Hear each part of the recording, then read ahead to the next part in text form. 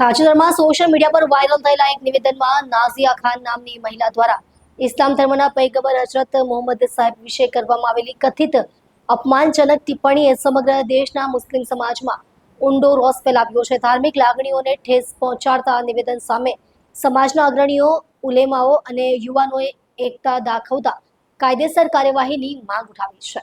મળતી માહિતી મુજબ પૈગંબરે આઝમ મોહમ્મદ સાહેબ પ્રત્યેનો આ અભદ્ર શબ્દ પ્રયોગ માત્ર મુસ્લિમોની લાગણીઓ માટે જ નહીં, પરંતુ સામાજિક સૌહાર્દ અને કાયદો વ્યવસ્થા માટે પણ ગંભીર ખતરો છે।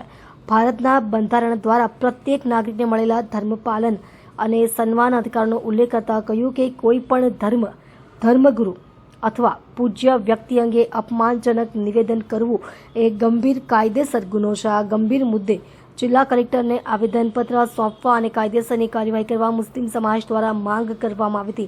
શાંતિ જાળવવી, કાયદાનું પાલન કરવું અને માત્ર બંધારણીય અને લોકશાહી માધ્યમોથી જ પોતાની રજૂઆત કરી છે।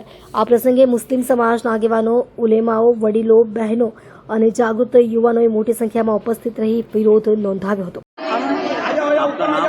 जी, मेरा नाम रईसा शेख है।